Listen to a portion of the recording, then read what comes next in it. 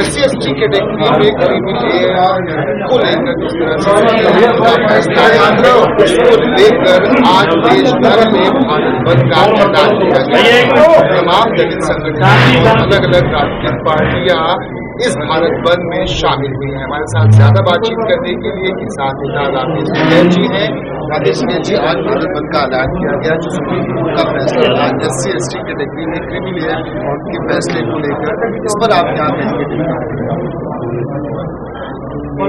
ये जातिगत इस तरह के मामले में है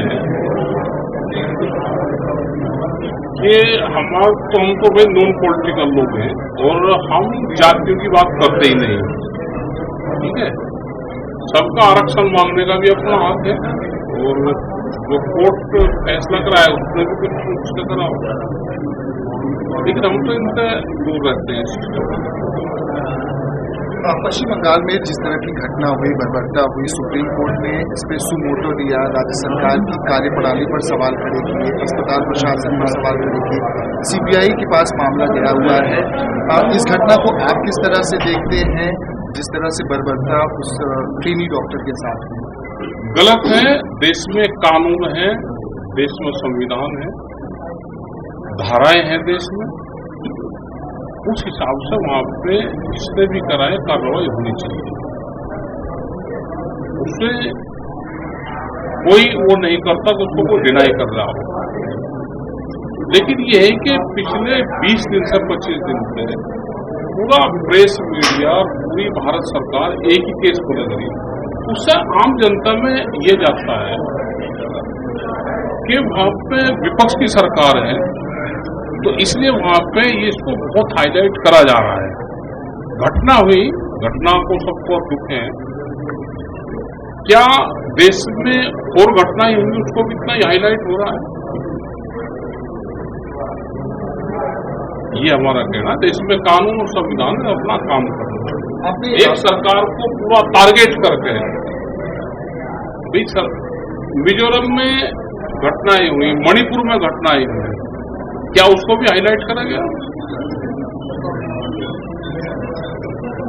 उसको भी हाईलाइट करा गया। किसान सुसाइड कर रहा है, क्या उसको हाईलाइट कर रहा है? तो एक किसी भी चीज को एक दिखाकर उसको हाईलाइट करना, वो गलत है। आपने इसी कड़ी को ऐसा जोड़ा था, बांग्लादेश से जोड़ा था। नहीं, वहां पे क्वेश्चन था, बड़े सवालों का क्वेश्चन है तो मैं उसका जवाब देता हूँ। अगर आप 20 क्वेश्चन करोगे फिर उसको एक दूसरे से लिंक कर दोगे। आप क्वेश्चन करो, उसका जवाब दूंगा मैं। नहीं, आपने कहा था कि विपक्षी पार्टियों के नेताओं को वहां 15 सालों से जेल में रखा गया और उसका आपका क्वेश्चन क्या है आप बताओ ना, आपका जवाब। आपने 26 जनवरी का जिक्र किया कि संसद की तरफ ट्रैक्टर मुड़ जाता तो वहां पर भी काम तमाम हो जाता। देश में तानाशाही होती है तो बांग्लादेश जैसा रहा होता है। तानाशाही जब देश में होती है तो जैसे बांग्लादेश में रहा होगा इस तरह का रहा होता है।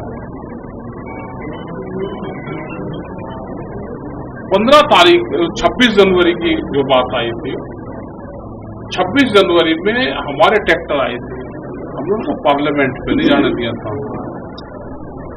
और एक पुलिस के साथ में उसका रूट बनाया था, लेकिन यहाँ की सरकार ने उसको अंदर जाने दिया और एक एलिगेशन लगाने की कोशिश करी, तो ये भी तानाशाही है। क्या यहाँ की सरकार सिस्टम के हिसाब से चल रही? क्या देश में आ जाती है, किसी को बोलने की आ जाती है? क्या ये जो पार्टी है ये इतना तुरंत खा होगी कि जितने विपक्ष के नेता है उनको सबको अपनी पार्टी में शामिल कर लेगी? हमने ये कहा जब तानाशाही होती है तो बांग्लादेश जैसे हाल होते हैं, किसी भी कंट्री में होगी तो उस जैसे हालात नहीं है। क्या आप मानते हैं कि जनाक्रोश लोगों में बढ़ता जा रहा है? वे बोल नहीं रहे, पार्टियों में बढ़ता जा रहा है, बोल नहीं रहे, गुस्सा है। जनता बोल नहीं रही तो इसका मतलब डर नहीं है। क्या जान आक्रोश बांग्लादेश ऐसा अगर होता है जैसा कि अरे आपने क्या होता है, तो क्या क्या देश होगा? में कुछ ऐसा हो सकता है? जातीय हिंसक हो रही पिछले 20 दिन से ये एजेंडा तय हो गया कि जातीय हिंसक यहाँ पे हो। गुज्जर जाट लड़ रहे क्योंकि ये दोनों जातियां बड़ी जातियां यहाँ पर आंदोलन में शामिल रही थी, इनको कैसे तोड़ा जाएगा। ठाकुर एससी लड़ रहे, ब्राह्मण ठाकुर लड़ रहे, हिंदू मुस्लिम लड़ रहे। अब इनका कार्ड हिंदू मुस्लिम वाला फेल हो गया तो दूसरे कार्ड चल गए। जातीय संगठन बन रहे हैं, एक दूसरे के खिलाफ लड़ रहे हैं। सरकार क्या कर रही भाई? क्या किसी को बढ़ावा दे रहे? ये एजेंडा देश में तय है। जो आरएसएस की विचारधारा को मानने वाले लोग होंगे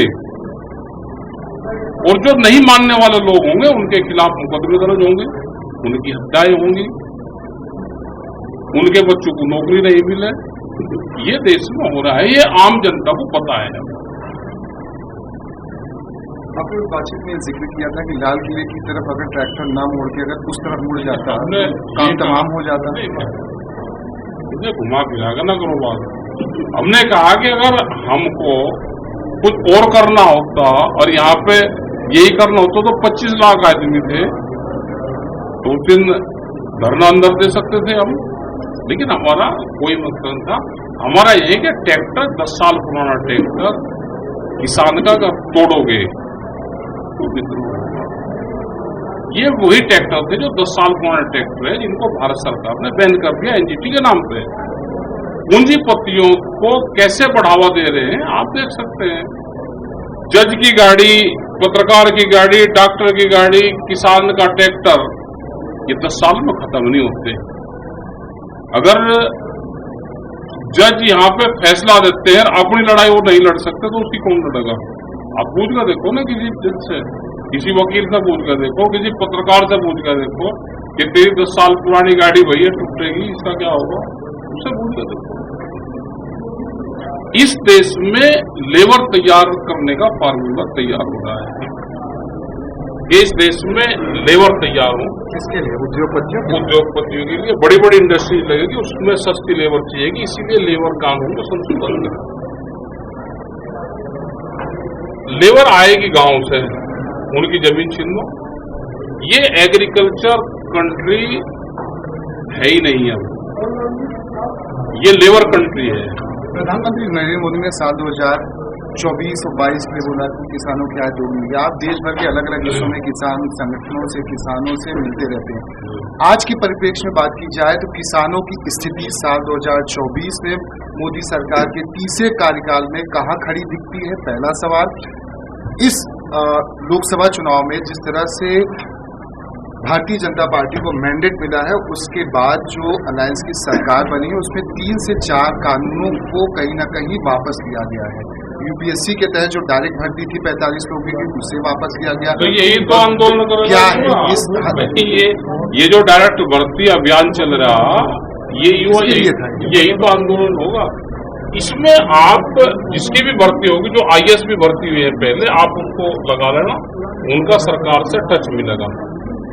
जिन्होंने शाखाओं में एंट्री कर रखी है, किसकी शाखाओं में पता है सारी को, जो सरकार से संबंधित होंगे उनके परिवार की नौकरी लगेगी। पिछले 2 साल से 3 साल से 2 साल का एक इनका पीरियड था, 24 महीने का। ये चिन्हित करे जा रहे हैं लोग कि कौन किस विचारधारा से सहमत है और कौन किस विचारधारा से सहमत नहीं है। ये सर्वे चल रही है। नौकरी उन्हीं लोगों की लगेगी जो शाखाओं में जा रहे हैं। सर, 2 सवाल छोटे छोटे और। मैंडेट उस तरह का नहीं है जिस तरह की बात कही गई थी 400 के पार।